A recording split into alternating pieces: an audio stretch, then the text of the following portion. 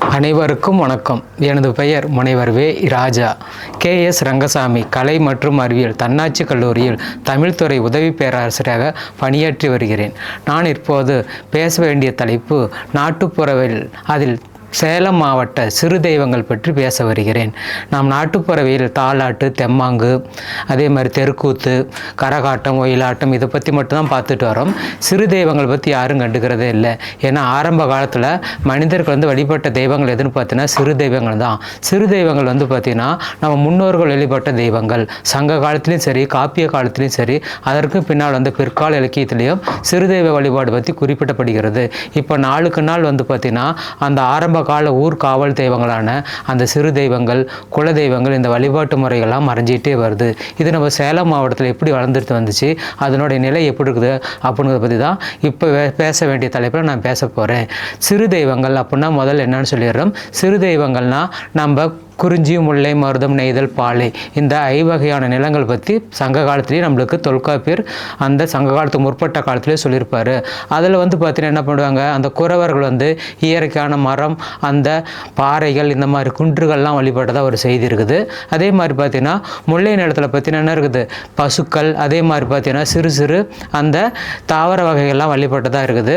மருத நிலத்தில் பார்த்தீங்கன்னா ஏரிகள், குளங்கள், ஆறுகள் இதெல்லாம் வழிபட்டதை அந்த தெய்வத்தை பற்றி வழிபடுத்த சொல்லியிருக்கிறோம். அதே மாதிரி நெய்தல் நிலத்தில் பார்த்தீங்கன்னா நம்ம சுறாவுடைய கொம்பை எடுத்து என்ன பண்ணிருக்கிறாங்க, வழிபட்டதாகவும் தலைவன் தலைவி நிகழ்ச்சி சொல்லியிருக்கிறாங்க. அதே மாதிரி பாலை நிலத்தில் பார்த்தீங்கன்னா கொற்றவை வழிபாடுன்னு சொல்கிறோம் இல்லைங்களா, அந்த வழிபாடு பற்றி பெரும்பான்மையாக சொல்லியிருக்கிறாங்க. இது அந்த காலத்துலேருந்தே வளர்ந்து வருது. இது சிறு தெய்வங்களாக என்னென்னு பார்த்தீங்கன்னா நம்ம முன்னோர்கள் வாழ்ந்தார் இல்லைங்களா, அந்த வாழ்க்கையை பற்றி பிரதிபலிக்கிறது தான் சிறு தெய்வங்கள். நாம் பார்த்தீங்கன்னா தலைவன் தலைவி இப்படின்னு பேசிகிட்டு இருக்கிறோம். அந்த ஒரு குறவர் கூட்டமோ அல்லது பார்த்தீங்கன்னா ஆயர் கூட்டமாக இருக்கும். அந்த ஆயர் கூட்டத்தில் மூத்தோர் ஒருத்தர் இருப்பார். அந்த மூத்தோர் பார்த்தீங்கன்னா என்ன பண்ணுவாங்க, காலங்காலமாக அவருக்குரிய மரியாதை கொடுப்பாங்க. அவர் மறைந்த பின்னால் என்ன பண்ணுவாங்கன்னு பார்த்தீங்கன்னா அவருக்கு உரிய மரியாதை கொடுப்பாங்க.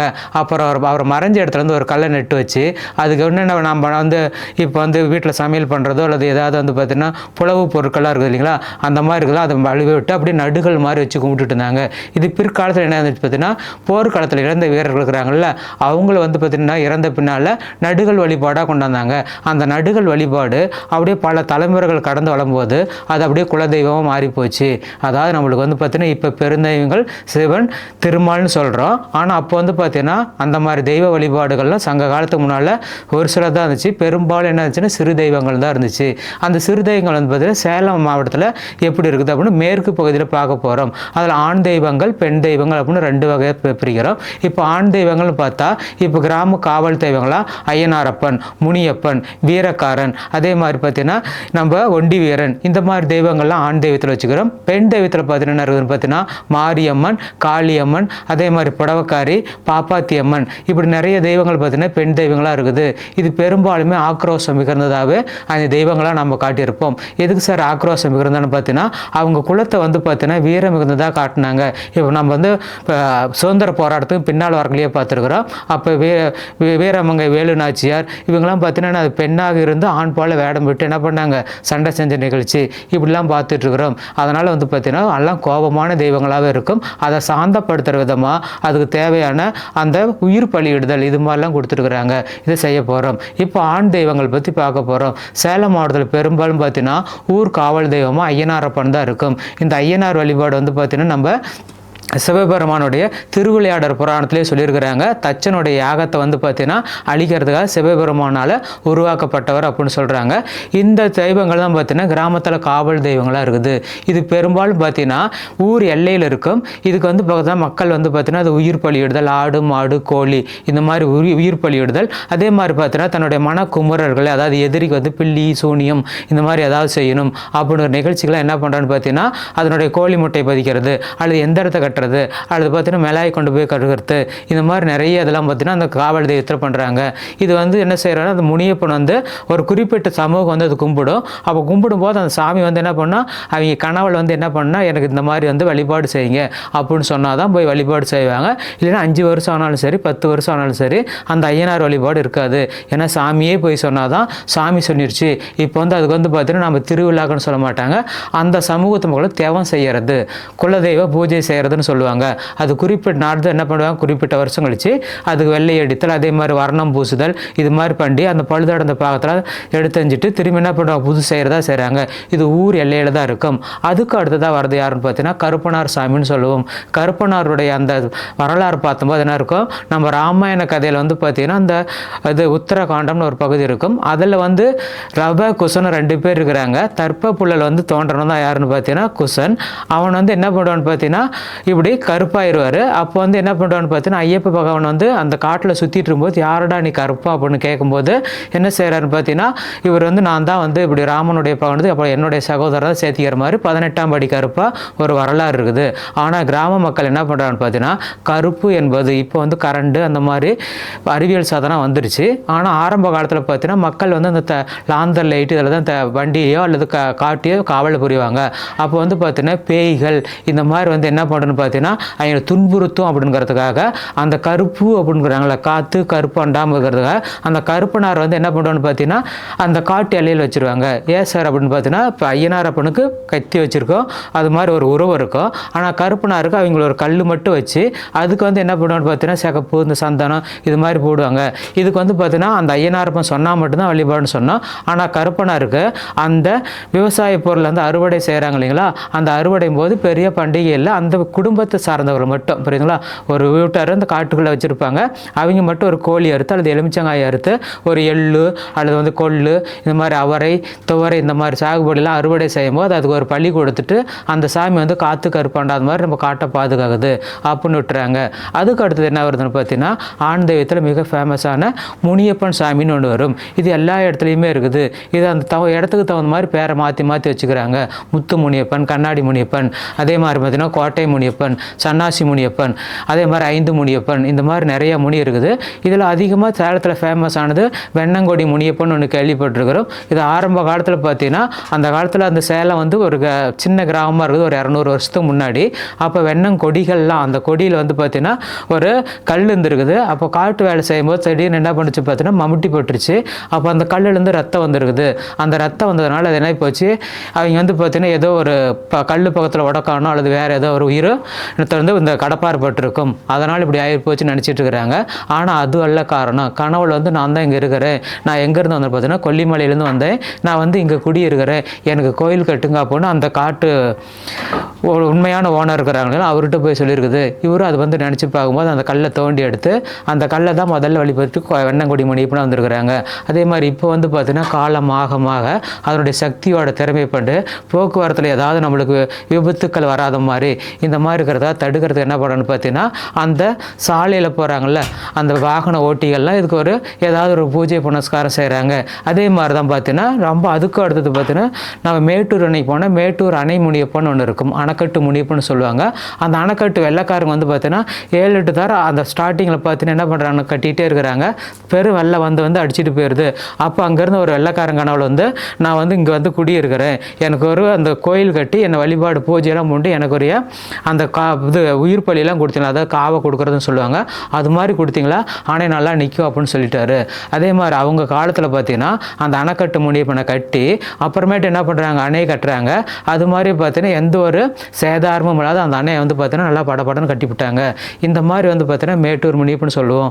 அதே மாதிரி கோட்டை முனியப்பன் அப்படின்னு சொல்கிறக்காலும் ஆரம்ப காலத்தில் பார்த்தீங்கன்னா கோட்டைகள் பல அங்கங்கே இருந்திருக்குது. அந்த கோட்டைகள் இருக்கும்போது அந்த கோட்டையில் காவல் தெய்வமாக அது இருந்திருக்குது. கோட்டைகள் வந்து பார்த்தீங்கன்னா அது இந்த திப்பு சுல்தான் போன்ற அந்த வெளிநாட்டு இது படையெடுப்பாளர்கள்லாம் படையெடுத்து அழிச்சு பண்ணால அந்த முனியப்பனை வழிபட்டவர்கள் மட்டும் என்ன பண்ணுறான்னு பார்த்தீங்கன்னா அந்த முனியப்பனை வழிபடுறாங்க. இது வந்து பார்த்தீங்கன்னா அது ஆண் தெய்வங்கள் குறிப்பிட்ட தெய்வங்கள் அப்படின்னு சொல்கிறோம்.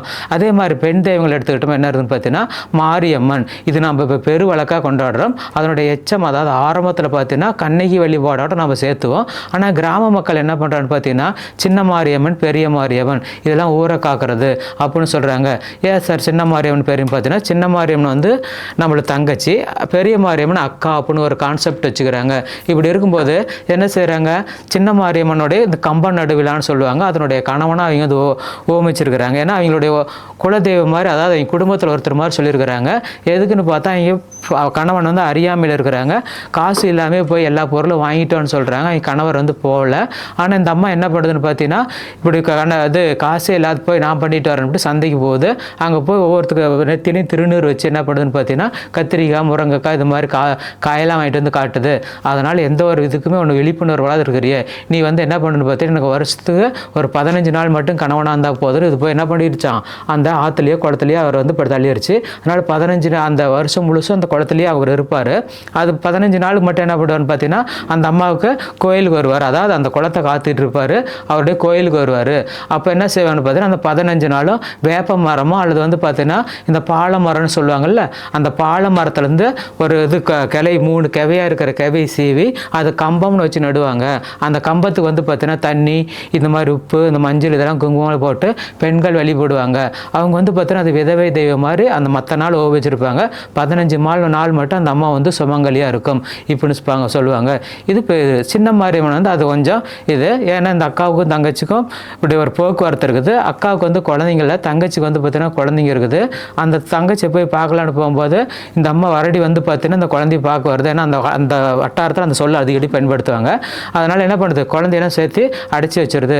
குழந்தைங்க விளையாட போகிறது சும்மாவாக சொல்லிடுறனால அந்த மாரியம்மன் என்ன பண்ணுறது, வளைஞ்சு போயிடுறாங்க. போய் திரும்பி அந்த அம்மா திரும்பி கதவை திறந்து பார்த்தா அந்த குழந்தைங்களாம் இறந்து கிடக்குது. நம்ம அக்கா தான் மாயக்காரி எதை செஞ்சுட்டான்ட்டு என்ன பண்ணுறான்னு பார்த்தீங்கன்னா, அக்கா கிட்ட போய் கும்பிட்றாங்க. அந்த அம்மா தீர்த்தை வந்து எழுப்பி விட்டு அந்த குழந்தைங்களை வந்து உயிர்ப்பிச்சிடுறாங்க. இதுக்கு என்ன பேர் வச்சுருக்கோம், அம்மா அழைக்கிறதுன்னு சொல்லுவாங்க. புரியுங்களா? அந்த மாவிளக்கு இந்த மாதிரிலாம் வச்சு கும்பிட்றாங்கல்ல, அம்மா அழைக்கிறதுன்னு சொல்லுவாங்க. சின்ன மாரியம்மன் போய் பெரிய மாரியம்மனை கூட்டிகிட்டு வருது அம்மா அழைக்கிறது. இது நம்மளுடைய மருத்துவத்துவம் சொல்கிறாங்க. ஏன்னா நம்மளுக்கு பெரும்பாலும் ஆடி மாதம் தான் அம்மன் பண்டிகை கொண்டாடுவோம். அப்போ நம்மளுக்கு வெய்ய காலம் அதிகமாக இருக்கும், அம்மை இது மாதிரி வியாதிகள்லாம் இருக்கும். இதை தடுக்கிறதுக்காக கூழ் இந்த மாதிரி மாவுலாம் செஞ்சுக்கிறது. இது வந்து நாட்டுப்புற மக்கள் அவங்க எப்படி உள்ள இல்லத்தில் நடக்கிற செய்கிறாங்களோ அது மாதிரியே செஞ்சிடுறாங்க. அப்புறம் தீப்பாஞ்சம்மன்னா வேறு எதுவும் இல்லை. இப்போ வந்து அந்த காலத்தில் பார்த்தீங்கன்னா ஒரு ஜமீன்தார் ஒரு பொண்ணு இருந்திருக்குது. அந்த ஜமீன்தார் பெண் என்ன பண்ணிருக்கிறன்னு பார்த்தீங்கன்னா, ஒரு இன்னொரு ஆள் வந்து குறுநில மன்னனாக இருக்கிறவன் பெண் கேட்குறான், கொடுக்க மாட்டேங்கிறாங்க. அதனால் ஜமீன்தார் வந்து அந்த குறுநில மன்னன் என்ன பண்ணுறான்னா போட்டு அடித்து தள்ளிடுறான். அப்போ அந்த அம்மா வந்து பார்த்தீங்கன்னா தன்னுடைய மானத்தை காப்பாற்றிக்கிறதுக்காக தீயில் விழுந்து இறந்துடுறாங்க. இறந்த பின்னால் அதனுடைய காதோல கருமணின்னு சொல்லுவாங்கள்ல, அது அப்படியே கருக்காமல் இருக்குது.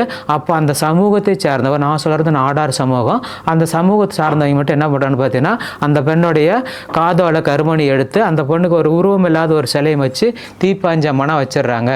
இது பெண் சிறுதயத்தில் 2ஆவதாக வருது. அடுத்தது காளியம்மன். புரியுதுங்களா?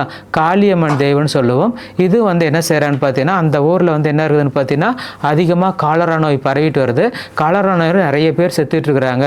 இதுக்கு என்ன காரணம் பார்த்தீங்கன்னா, அந்த காளியம்மனுடைய கோபம்தான் காரணம். அந்த உக்கிரத்தை தணிக்கிறதுக்காக என்ன பண்ணுறான்னு பார்த்தீங்கன்னா, அந்த காளியம்மனுக்கு பலியிடுறாங்க.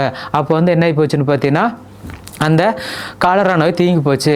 அப்போ ஊரில் காலரா நோய் பரவாமல் இருக்கிறது காளி தேவியினுடைய உக்கரம் தான் காரணம்ட்டு அதுக்கு மாதம் என்ன பண்ணுறாங்க, அதுக்கு பூஜை செய்கிறத விட்டுட்டு திரும்பி குறிப்பிட்ட காலத்தில் வருஷம் ஒரு தரம் பெரிய கோயிலாக கட்டி இப்போ கும்பிட்ற மாதிரி ஆகிப்போச்சு.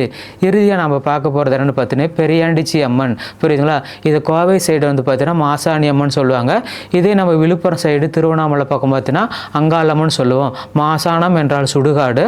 அந்த சுடுகாட்டு காவல் தெய்வமாக இருக்கிறது எதுன்னு பார்த்தீங்கன்னா நம்மளுடைய பாரதி தேவியோட ஒரு உக்கிரமான அவதாரம் எதுன்னு பார்த்தீங்கன்னா அந்த பெரியாண்டிச்சி அம்மன். இதுக்கு பிடித்தது எதுன்னு பார்த்தீங்கன்னா பிணந்தை தான் சாப்பிடும். ஏன்னா இது வந்து கலிங்கத்து பாறையில் வந்து ஜெயங்கொண்டாரே பார்த்தீங்கன்னா கொற்றவைன்னு ஒரு கடவுளை பற்றி சொல்லியிருக்கிறான்னு சொன்னால், அந்த போர்க்கள காவல் தெய்வமாக இருக்கிறது எதுன்னு பார்த்தீங்கன்னா கொற்றவை.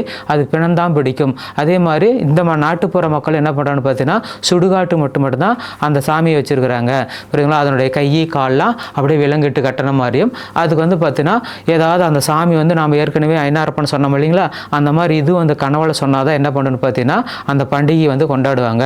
இல்லைன்னா மக்களை வந்து பார்த்தீங்கன்னா ஊர்லேருந்து ஒவ்வொரு பள்ளியாக போயிட்டு இருக்கும் அப்படின்னு அந்த காலத்தில் நம்பிட்டு இருந்தாங்க. இப்பயும் அந்த சாமியை சாந்தப்படுத்த அமாவாசை கண்டா என்ன பண்ணுறான்னு பார்த்தீங்கன்னா அதுக்கு உயிர் பலி கொடுத்து பொங்கல் இட்டு 4 பேர்த்துக்கு என்ன பண்ணுறான்னு பார்த்தீங்கன்னா அந்த உணவுப் பொருள்லாம் கொடுக்குறாங்க.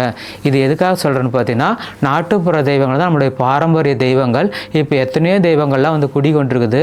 ஆனால் முட்களிலும் புதர்களிலும் வழிபாடின்றி அந்த நாட்டுப்புற தெய்வங்கள் இருக்குன்னு. ஏன்னா கால சூழல் காரணம் இதனுடைய கதைகள் இன்னமும் நம்மளுக்கு தொடர்ச்சியாக வந்துகிட்டே போகும். இது முக்கியமான கடவுள்கள் பற்றி சொல்லியிருக்கிறோம். மேற்கண்ட தெய்வங்களை மேற்கொண்ட அடுத்த வகுப்பில் பார்ப்போம். இதனோடு என்னுடைய உரையை முடித்துக் கொள்கிறேன். கண்டுகளித்த அனைவருக்கும் என்னுடைய நன்றியை தெரிவித்துக் கொள்கிறேன்.